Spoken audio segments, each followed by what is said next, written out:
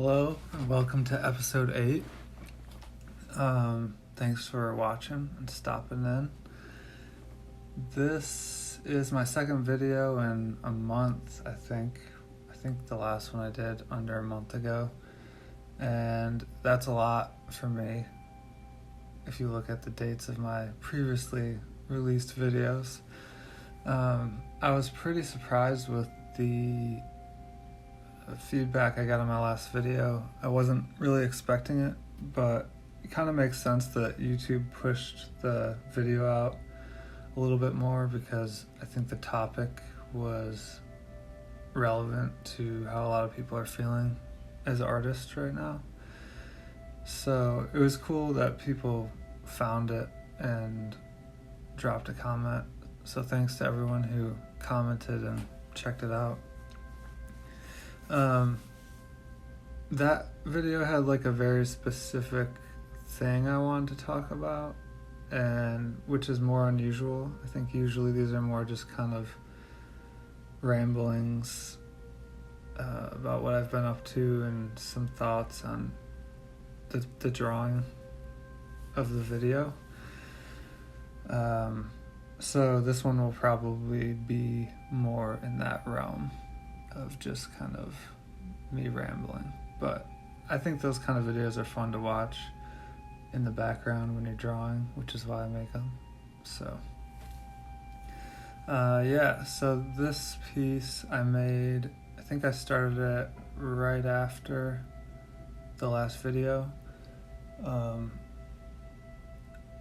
I wanted to just make a cityscape piece that had kind of like a dystopian tower stacks type of feeling.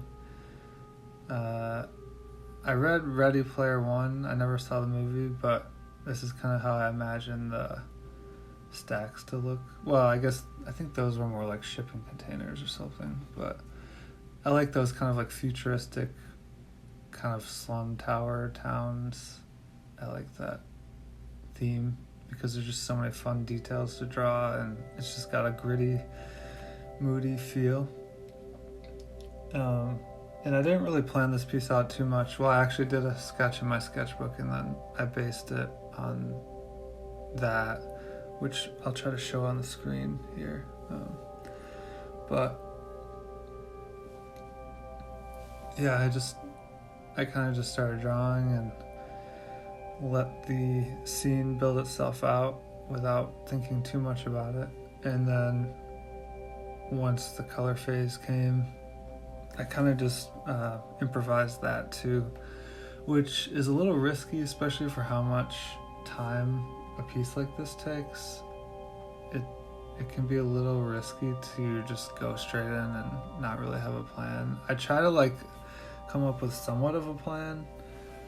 Like this one, I knew I wanted it to be like dusk or dawn, one of the two, where like no one's really out and about yet, but all the windows are lit up because people are kind of waking up, and the sky's dark, but you can see the sun starting to rise a bit.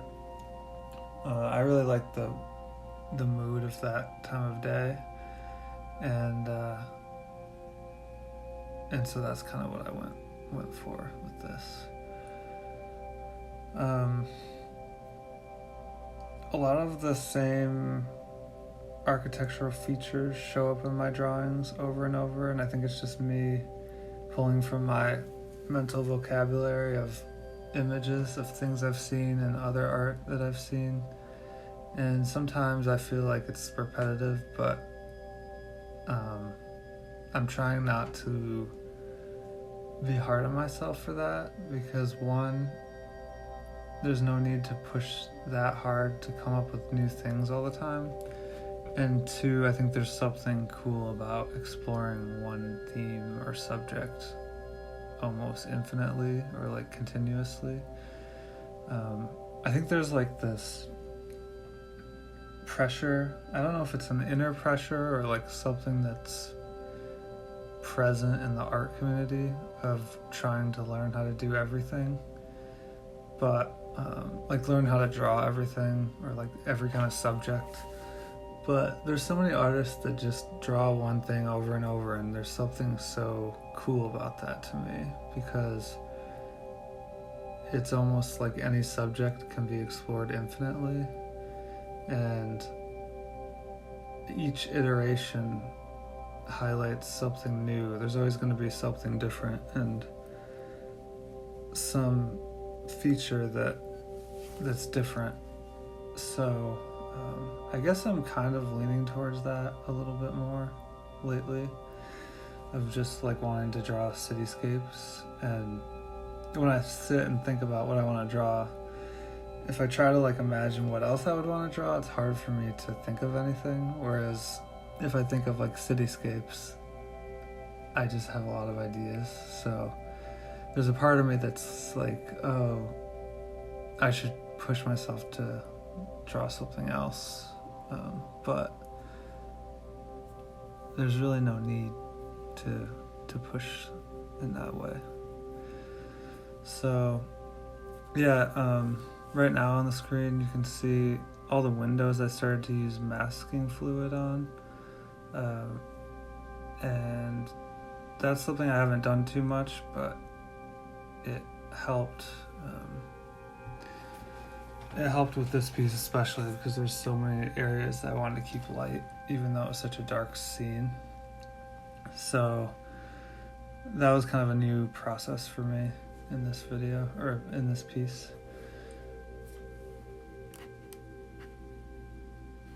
And I'm trying to think of what else to talk about with this. Yeah, there's two kind of pieces of art from other artists that I really like, which I will put on the screen. One is by this artist I found on ArtStation. I don't know where they're from or who they are, and I think they only have an ArtStation account. But I found this one image by them, and I just keep going back to it. I think I discovered it like 3 years ago, and that one image alone has inspired so many of my pieces. And I think that's pretty cool how you don't need to absorb like a ton of art to be inspired. You could just have one piece that you find and then build an entire body of work that's just trying to encapsulate the feeling of that one piece. And so I guess that's kind of what I'm doing. And this is a different medium, so I think it has a very different feel, but it kind of stems from that impulse.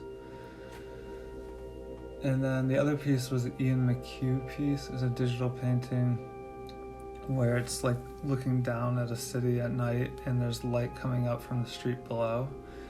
And I tried to do that in this piece where you can see a lot of light coming up between the buildings from below.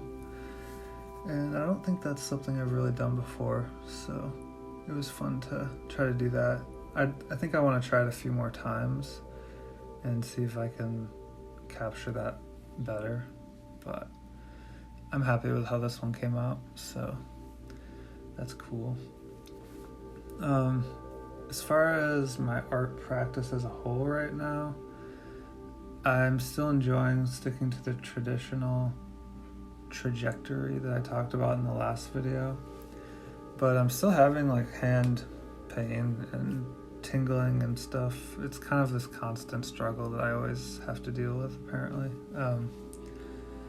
And I thought I think a lot of it comes from drawing ink lines, because I kind of have a shaky hand and I spend so much effort trying to stabilize my lines in my hand. And I think it puts a lot of strain on my wrist.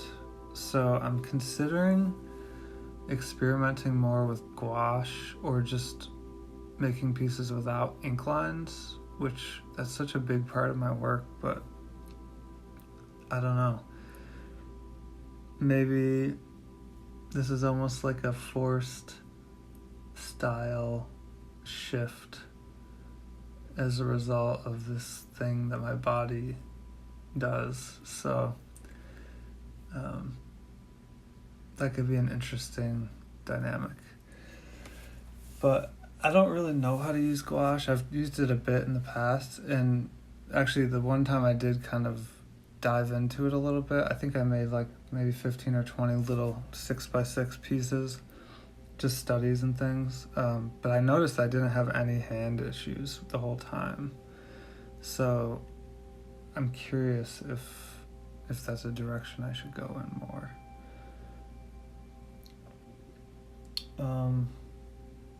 What else? I guess in my life lately, I could talk about what I've been up to. Work's been busy. We just finished a project that went out to bid. So at the end of a project, and for those who don't know, I work in architecture. So this was a project that I've been on since the beginning of the design phase, and we had to finish the construction documents to go out to bid, which means the design is submitted to contractors to bid on, and then whoever has the lowest bid wins the project, and then they are the ones that build it. So this deadline was kind of like the final design deadline, where we had to have all of our drawings finalized, and it was my first time really going through that process, and it's tricky because you have to make a lot of final decisions at that point. I guess there's another phase later on where some decisions are made, but it was just kind of new to me. So we finished that project, and now I'm working on another project that's kind of working towards like a midway deadline where we have to submit it to the state to be approved before we can continue the process. So because I work on school buildings, every school project has to be approved by the state, and they just want to make sure that the design is safe and follows code and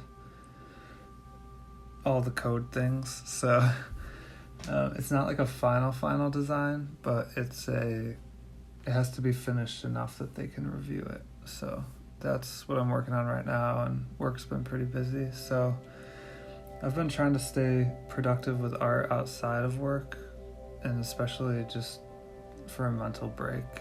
But sometimes I get home and I'm just too tired to think about any kind of technical activity like drawing. So but I try to wake up before work and draw. It's just a good way to start the day, and that way I know, like, even if I have a really tiring day, I'll have still made some progress in my drawings.